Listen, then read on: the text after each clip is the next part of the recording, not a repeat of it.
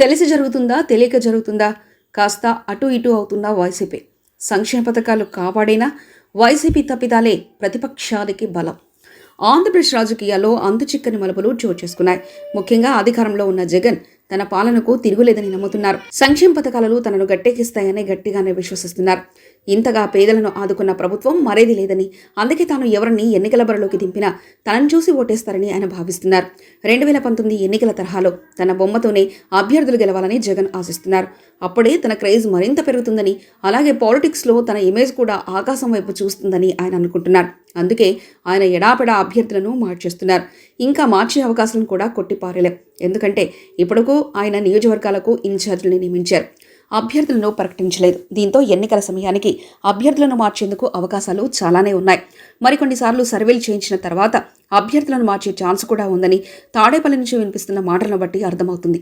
ఇదిలా ఉంటే 2 బలమైన జిల్లాల్లో జగన్ తొందరపాటు పడ్డారా, లేక అతి విశ్వాసానికి వెళ్లారా అనేది ఇప్పుడే తెలియదు. ఎన్నికల ఫలితాల తర్వాతనే తేలనుంది. ఎందుకంటే బలమైన 2 నేతలను ఆయన కావాలనే కాలదనుకున్నారు. వారు ఎందుకు ఊరుకుంటారు? తమను కాదంటే ఆహ్వానించడానికి టీడీపీ రెడీగా ఉందని చెప్పి సైకిల్ ఎక్కడానికి సిద్ధపడ్డారు. ఆర్థికంగా, సామాజికంగా బలమైన నేతలను వదులుకోవడం నిజంగా జగన్ స్వయం కృతాపరాధమనే చెప్పక తప్పదు. నెల్లూరు జిల్లాలో బలమైన నేత వేమిరెడ్డి ప్రభాకర్ రెడ్డిని జగన్ దూరం పెట్టారు. ఆయన టీడీపీలో చేరిపోయారు. దీంతో టీడీపీకి ఆర్థికంగా బలమైన నేత లేని జిల్లాలో జగన్ ఏరికోరి ఆ పార్టీకి అందించినట్లయింది. వేమిరెడ్డి ప్రభాకర్ రెడ్డి ఆర్థికంగా బలమైన నేత. సామాజిక పరంగానే కాకుండా సేవా కార్యక్రమాలు చేస్తూ వేమిరెడ్డి కుటుంబ ప్రజలకు చేరువైంది. ఆయన గెలవడంతో పాటు ఆయన పోటీ చేసిన పార్లమెంటు నియోజకవర్గాల్లో పలు అసెంబ్లీ నియోజకవర్గాలను ఆయన గెలిపించుకునే వీలుందన్న విషయాన్ని ఎవరు కొట్టిపారేలేదు. ఎందుకంటే ఎన్నికల వ్యయంతో పాటు ప్రజలను ఆకట్టుకునే శక్తి వేమిరెడ్డికి ఉంది.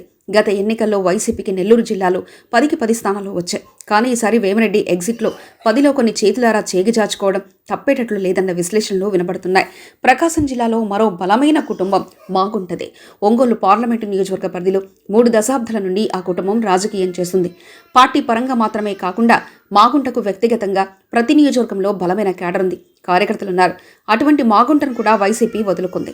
ఒంగోలు పార్లమెంట్లో టీడీపీ గెలిచి 3.5 దశాబ్దాలైంది. అయితే ఈసారి జగన్ తీసుకున్న నిర్ణయంతో సుదీర్ఘకాలం తర్వాత టీడీపీ జెండా పార్లమెంటు నియోజకవర్గంలో ఎగిరే అవకాశాలు కనిపిస్తున్నాయి. ఇలా పక్కపక్కనే ఉన్న 2 జిల్లాలో జగన్ తీసుకున్న నిర్ణయంతో వైసీపీకి నష్టం కలగగా, అభ్యర్థులే లేని బలమైన నేతలు కరువైన జిల్లాలో జగన్ టీడీపీకి లీడర్ అని ఇచ్చినట్లయిందని కామెంట్లు వినబడుతున్నాయి. మరి ఫలితాలు ఎలా ఉంటాయన్నది ఇప్పటికిప్పుడు చెప్పలేకపోయినా వెంటిలేటర్ మీదున్న ఆ జిల్లాలో ఉన్న టీడీపీకి జగన్ ఊపిరి పోశాడన్నది వాస్తవం. మరిన్ని కథనాల కోసం సబ్స్క్రైబ్ చేసుకోండి మీ అక్షర శిల్పం.